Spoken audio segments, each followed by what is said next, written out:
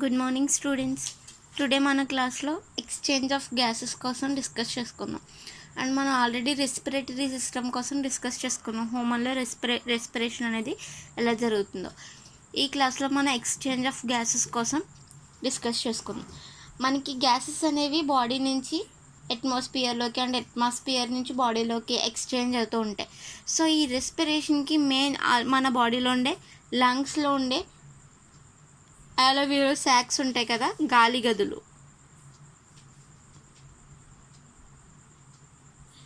ఇవి primary site. Gases అనేవి lungs నుంచి బయటికి, అదే మన బాడీ నుంచి బయటకు వెళ్ళాలన్నా, బయట నుంచి మన బాడీలోకి గ్యాసెస్ అనేవి ఎక్స్చేంజ్ అవ్వాలన్నా ఇది ఒక ప్రైమరీ సైట్. ఇక్కడ నుంచే మనకి గ్యాసెస్ అనేవి ఎక్స్చేంజ్ అనేవి జరుగుతూ ఉంటాయి. సో ఈ గ్యాసెస్ అనేవి కార్బన్ డైఆక్సైడ్ అండ్ O2 రెండు కూడా ఎక్స్చేంజ్ జరుగుతూ ఉంటాయి. అంటే ఎప్పుడైతే మనకి ఎయిర్ లోపలికి తీసుకున్నామో ఆక్సిజన్ని యూటిలైజ్ చేసుకుని కార్బన్ డైఆక్సైడ్ ఒక వేస్ట్ ప్రొడక్ట్ కింద బయటకి ఎక్స్చేంజ్ చేస్తూ ఉంటాం. సో ఈ ప్రాసెస్లో ఏంటంటే మన బాడీ అనేది ఒక 5 మెయిన్ ఇంపార్టెంట్ ఫ్యాక్టర్ని బేస్ చేసుకుని మన బాడీలో గ్యాసెస్ ఎక్స్చేంజ్ అనేది జరుగుతుంది. అవి ఏంటంటే partial pressure,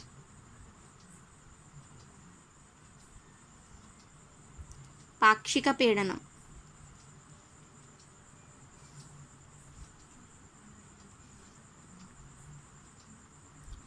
solubility of gases,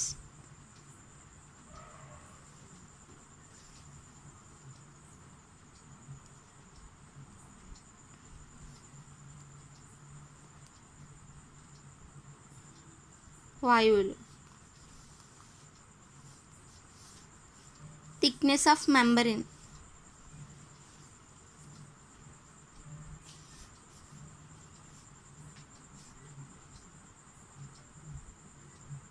పొరలు, సర్ఫేస్ ఏరియా, ఉపరితలం, పొరలు, డిస్టెన్స్ ఆఫ్ డిఫ్యూజన్,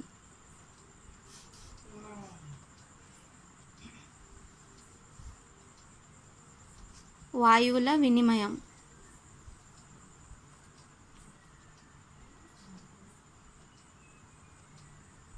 ఈ 5 ఫ్యాక్టర్స్ని బేస్ చేసుకుని మన బాడీలో గ్యాసియస్ ఎక్స్చేంజ్ అనేది జరుగుతుంది.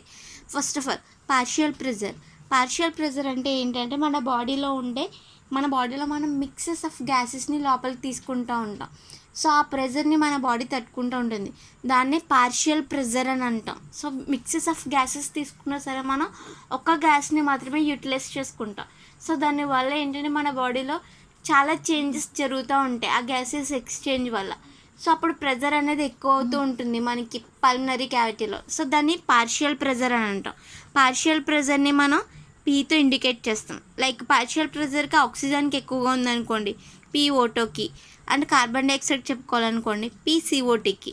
ఇలా పార్షియల్ ప్రెజర్ని మనం P అనే లెటర్తో ఇండికేట్ చేస్తాం. Next solubility of gases.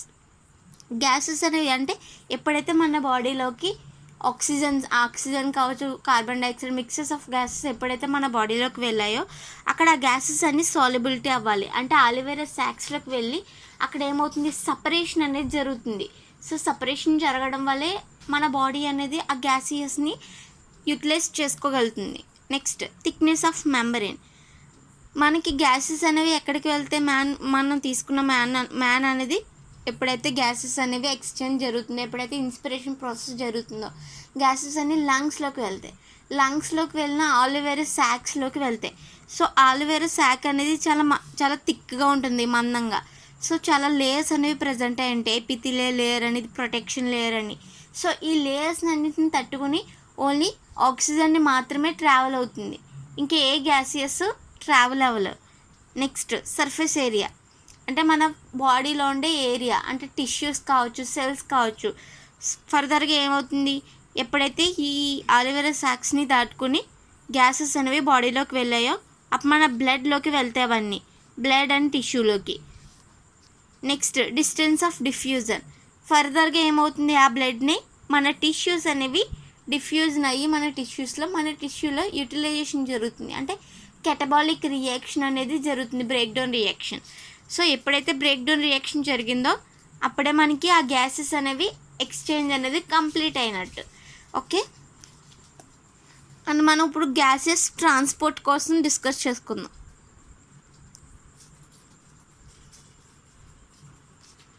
Transport of gases. Transport of gases main మన బాడీలో బ్లడ్ ద్వారా జరుగుతుంది. బ్లడ్ అనేది ఒక మీడియం ప్రోడక్ట్ కింద ఉంటుంది. బ్లడ్డే తీసుకెళ్తుంది మన బాడీలో అన్ని పార్ట్స్కి, ఆక్సిజన్ని తీసుకువెళ్తుంది, అన్ని పార్ట్స్ నుంచి కార్బన్ డైఆక్సైడ్ని బయటకు పంపిస్తుంది. సో ఒక మీడియేటర్గా ఉంటుంది బ్లడ్ అనేది. సో ట్రాన్స్పోర్ట్ ఆఫ్ గ్యాసెస్ మన బాడీలో 2 టైప్స్ జరుగుతుంది. ట్రాన్స్పోర్ట్ ఆఫ్ ఆక్సిజన్,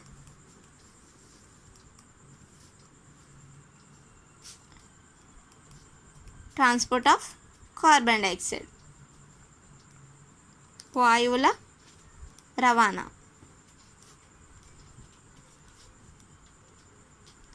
సో మనం ఫస్ట్ ట్రాన్స్పోర్ట్ ఆఫ్ ఆక్సిజన్ కోసం డిస్కస్ చేసుకుందాం. మెయిన్ ఆక్సిజన్ అనేది లంగ్స్ నుంచి టిష్యూలోకి 2 టైప్స్, అంటే 2 ప్రాసెస్లో ట్రాన్స్పోర్ట్ అనేది జరుగుతుంది. Plasma, RBC. బ్లడ్లో ఉండే ప్లాస్మా ద్వారా అండ్ బ్లడ్లో ఉండే ఆర్బీసీ, ఈ 2 ప్రాసెస్ ద్వారా మనకి బాడీలోకి ఆక్సిజన్ అనేది ట్రాన్స్పోర్ట్ అనేది జరుగుతుంది.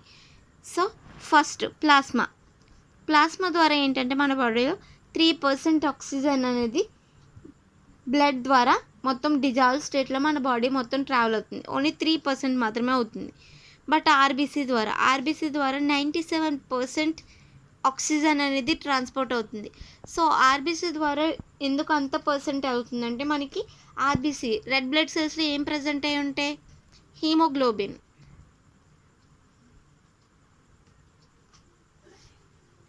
హీమోగ్లోబిన్ అనేది ఒక రెడ్ కలర్ పిగ్మెంట్ అండ్ ఒక ప్రోటీన్ కూడా. దీంట్లో గ్లోబిన్ అనే ప్రోటీన్ ఉంటుంది, హీమో అనే కలర్ పిగ్మెంట్ కూడా ఉంటుంది. హీమోగ్లోబిన్ అనేది ఏంటంటే ఒక ఐరన్ మాలిక్యూల్స్ ఇవి. సో హీమోగ్లోబిన్ అనేది ఒక్క హీమోగ్లోబిన్ మాలిక్యూల్ 4 ఆక్సిజన్ మాలిక్యూల్తో బైండింగ్ జరపగలదు. సో ఎప్పుడైతే ఆక్సిజన్ అనేది హీమోగ్లోబిన్ మాలిక్యూల్తో బైండింగ్ ప్రాసెస్ జరుగుతుందో అప్పుడే మన బాడీ ఆక్సిజన్ మాలిక్యూల్ని యూటిలైజ్ చేసుకోగలుగుతుంది. సో ఏ ఆక్సిజన్ మాలిక్యూల్ అయితే మన హీమోగ్లోబిన్ మాలిక్యూల్తో బైండింగ్ జరపవో ఆ ఆక్సిజన్ మాలిక్యూల్ని మన బాడీ యూటిలైజ్ చేసుకోలేదు. సో ఏ మాలిక్యూల్తో అయితే, అంటే ఏ హీమోగ్లోబిన్ మాలిక్యూల్తో ఆక్సిజన్ మాలిక్యూల్ అనేవి బైండింగ్ జరిగి ఆక్సీ హీమోగ్లోబిన్ని ఫామ్ చేస్తాయో వాటిని మాత్రమే మన బాడీ యూటిలైజ్ చేసుకుంటుంది, మిగిలిన వాటిని మన బాడీ యూటిలైజ్ చేసుకోలేదు.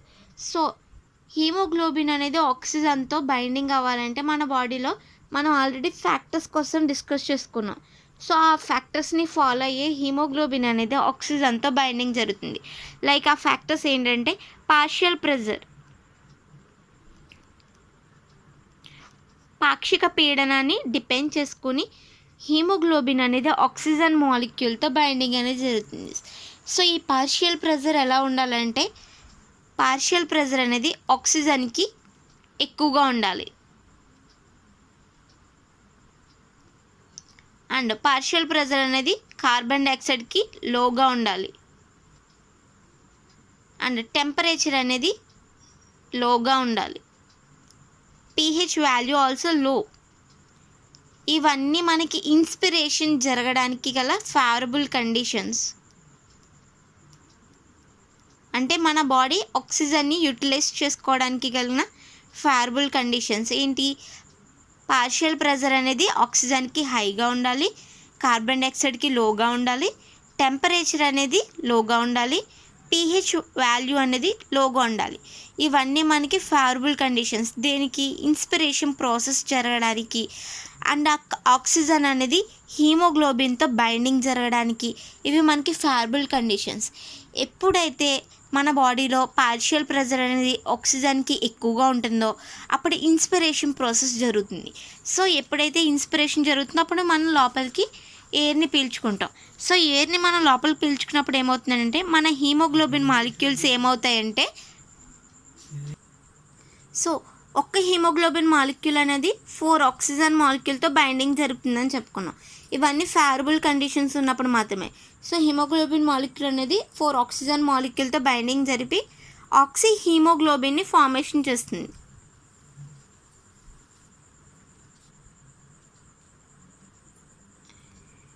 ఏ ఆక్సిజన్ మాలిక్యూల్ అయితే హీమోగ్లోబిన్ మాలిక్యూల్తో బైండింగ్ ఫామ్ చేసిన ఆక్సీ హీమోగ్లోబిన్ ఫార్మేషన్ జరిగిందో అవి మాత్రమే బ్లడ్ ద్వారా మన బాడీ పార్ట్స్కి వెళ్ళి యూటిలైజేషన్ అనేది జరుగుతుంది. సో ఏ మాలిక్యూల్ అయితే మన హీమోగ్లోబిన్ మాలిక్యూల్తో బైండింగ్ ప్రాసెస్ జరగలేదో అవి మన బాడీలో యూటిలైజేషన్ అనేది జరగదు. లైక్ మన బాడీలో హీమోగ్లోబిన్ పర్సంటేజ్ అనేది తక్కువగా ఉందనుకోండి, మనం ఆక్సిజన్ ఎంత తీసుకున్నా సరే ఆక్సీ హీమోగ్లోబిన్ ఫార్మేషన్ జరుగుతుందా? జరగదు. లైక్ ఒక 4 హీమోగ్లోబిన్ మాలిక్యూల్ ఉన్నాయి, ఒక 4 మాలిక్యూల్స్తో ఎన్ని మాలిక్యూల్స్ అనేవి జరుగుతుంది? 4 హీమోగ్లోబిన్ మాలిక్యూల్స్ ఉన్నాయనుకోండి, మనకి 16 ఆక్సిజన్ మాలిక్యూల్స్ కావాలి. అలా లేదు అనుకోండి, మనకి ఇక్కడ 16 మాలిక్యూల్స్ ఆక్సిజన్స్ ఉంది, బట్ హీమోగ్లోబిన్ అనేది 3 ఉంది. సో మొత్తం బైండింగ్ ప్రాసెస్ జరుగుతుందా? మనకి జరగదు. సో మనకి హీమోగ్లోబిన్ మాలిక్యూల్స్ని బట్టే మనకి ఆక్సిజన్ బైండింగ్ ప్రాసెస్ అనేది జరుగుతుంది. సో ఎప్పుడైతే ఆక్సిజన్ బైండింగ్ జరిగిందో అప్పుడు ఆక్సీ హీమోగ్లోబిన్ అనేది ఫార్మేషన్ జరుగుతుంది. ఏవైతే ఆక్సీ హీమోగ్లోబిన్ కింద ఫార్మేషన్ జరిగిందో అవి మాత్రమే మన ఆర్బీసీ సెల్స్ అనేవి బాడీ మొత్తం తీసుకువెళ్ళి టిష్యూస్ యూటిలైజేషన్ జరిగేలా చేస్తుంది. ఇవన్నీ కూడా ఫేవరబుల్ కండిషన్స్ ఉన్నప్పుడు. లైక్ ఇన్స్పిరేషన్ జరిగిపోయింది, మన బాడీ అంతా యూటిలైజేషన్ జరిగిపోయింది. ఎప్పుడైతే మన బాడీ అంతా యూటిలైజేషన్ జరిగిపోయిందో అప్పుడు ఈ ప్రాసెస్కి ఆపోజిట్ ప్రాసెస్ అనేది స్టార్ట్ అవుతుంది. అదే ఆక్సీ హీమోగ్లోబిన్ డిసోసియేషన్ కర్వ్.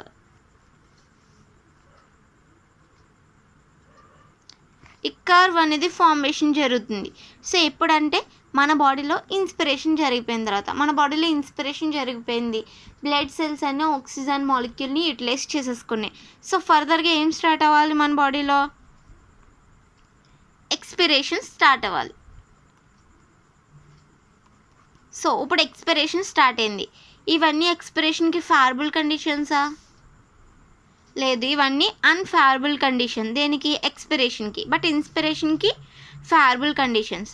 ఇప్పుడు ఎక్స్పిరేషన్కి గల ఫేవరబుల్ కండిషన్స్: PO2 లోగా ఉండాలి, PCO2 హైగా ఉండాలి,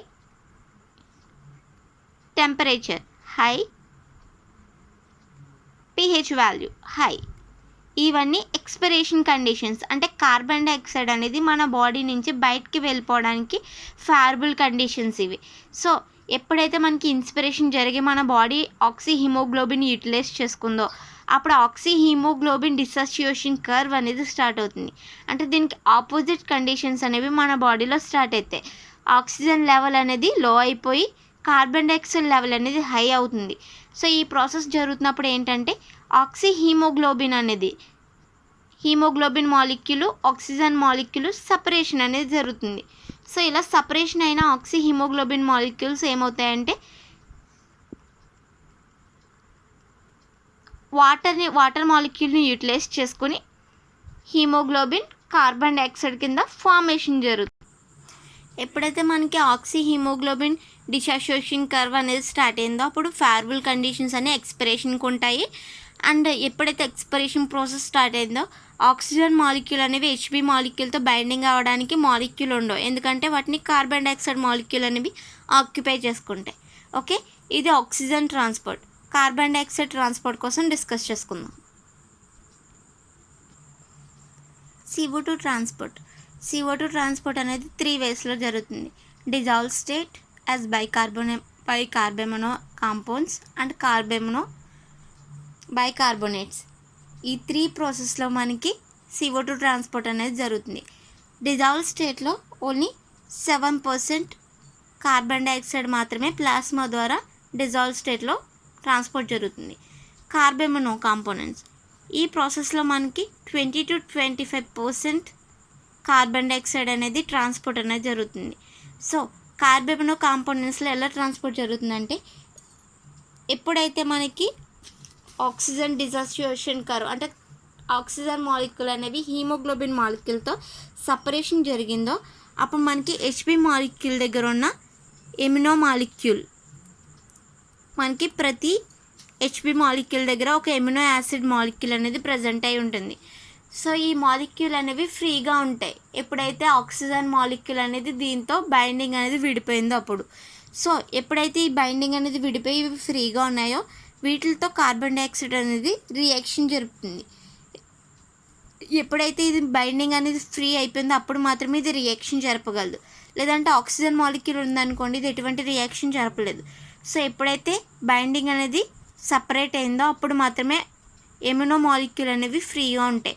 సో ఫ్రీగా ఉన్న ఎమినో మాలిక్యూల్తో కార్బన్ డైఆక్సైడ్ అనేది రియాక్షన్ జరిపి కార్బెమినో హిమోగ్లోబిన్ని ఫామ్ చేస్తుంది.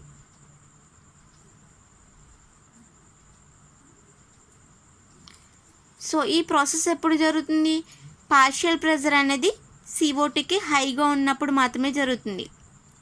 సో పార్షియల్ ప్రెజర్ అనేది CO2కి హైగా ఉండడం వల్ల ఈ ప్రాసెస్ జరిగి ఎమినో గ్రూప్ ఎలా ఉంటుంది? ఫ్రీగా ఉంటుంది. ఫ్రీగా ఉండడం వల్ల కార్బన్ డైఆక్సైడ్ అనేది కార్బెమినో హీమోగ్లోబిన్ని ఫామ్ చేసుకోగలుగుతుంది.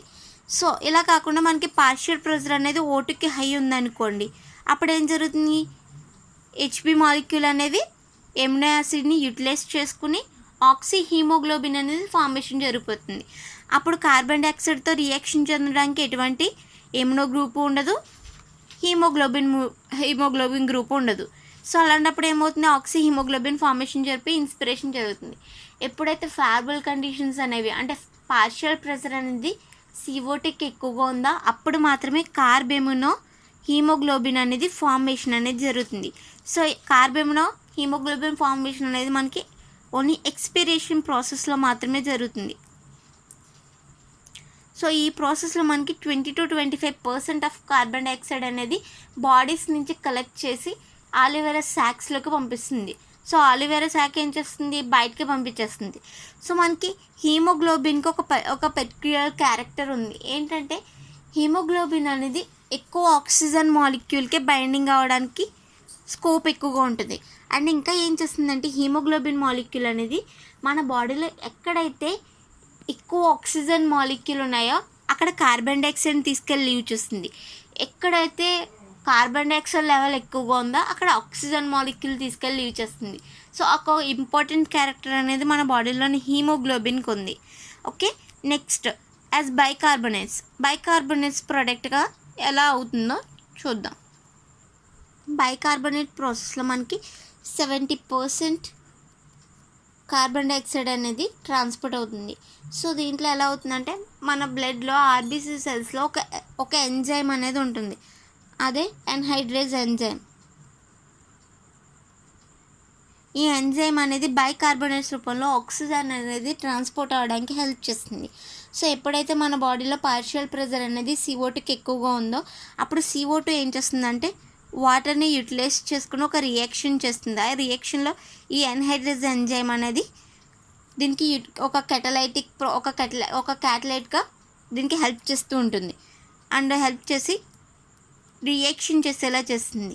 అండ్ ఇంకా ఏంటంటే ఒక బైకార్బోనేట్ ప్రోడక్ట్ కింద ఇది చేంజ్ అవ్వడానికి కూడా హెల్ప్ చేస్తుంది. వాటర్తో రియాక్షన్ చెంది ఒక బైకార్బోనేట్ ప్రోడక్ట్ని ఫామ్ చేస్తుంది. సో మన బాడీలో ఈ బైకార్బోనేట్ ఫామ్ ద్వారానే మన బాడీలో ఎక్కువ కార్బన్ డైఆక్సైడ్ అనేది ట్రాన్స్పోర్ట్ జరుగుతుంది. సో ఎలా జరుగుతుందంటే ఎప్పుడైతే పార్షియల్ ప్రెషర్ అనేది కార్బన్ డైఆక్సైడ్కి ఎక్కువగా ఉందో అప్పుడు ఏం చేస్తుందంటే అది వాటర్ని యూటిలైజ్ చేసుకుని బైకార్బోనేట్ కింద ఫార్మేషన్ జరుగుతుంది. ఈ బైకార్బోనేట్స్ ఏమవుతాయంటే టిష్యూస్ అనేవి ఈ బైకార్బోనేట్స్ని తొందరగా అబ్జర్వ్ చేసుకుంటే అంటే డిజాల్వ్ చేసుకుని వీటిని ఆలివేరా శాక్స్లోకి పంపించేస్తాయి. సో ఇవి ఎప్పుడైతే బైకార్బోనేట్స్ రూపంలో కార్బన్ డైఆక్సైడ్ అనేది ఆలివేరా శాక్స్కి వెళ్ళిందో ఆ ఆలివేరా శాక్స్లో ఏమవుతుందంటే పార్షియల్ ప్రెషర్ అనేది CO2కి లో అవుతుంది. సో ఎప్పుడైతే పార్షియల్ ప్రెషర్ అనేది CO2కి లో అయిందో ఆపోజిట్ డైరెక్షన్లో ఆక్సిజన్ అనేది లోపలికి వచ్చి కార్బన్ డైఆక్సైడ్ అనేది బయటికి వెళ్తుంది. సో ఇది ఎప్పుడు జరుగుతుందంటే మనకి బైకార్బోనేట్స్ రూపంలో కార్బన్ డైఆక్సైడ్ అనేది చేంజ్ అయ్యి ఇవి టిష్యూస్ అనేవి ఆలివేరా శాక్స్లోకి పంపించిన తర్వాత ఎప్పుడైతే ఆలివేరా శాక్స్లోకి వెళ్ళిందో అక్కడ కార్బన్ డైఆక్సైడ్ పార్షియల్ ప్రెషర్ అనేది తగ్గిపోతుంది. సో పార్షియల్ ప్రెషర్ కార్బన్ డైఆక్సైడ్కి తక్కువగా ఉందంటే ఆక్సిజన్కి ఎక్కువగా ఉంటుంది. సో ఆపోజిట్ డైరెక్షన్లో కార్బన్ డైఆక్సైడ్ బయటకు వెళ్ళి ఆక్సిజన్ అనేది లోపలికి వస్తుంది. ఈ విధంగా మన బాడీలో కార్బన్ డైఆక్సైడ్ అనేది అండ్ ఆక్సిజన్ ట్రాన్స్పోర్ట్ అనేది జరుగుతుంది. ఓకే.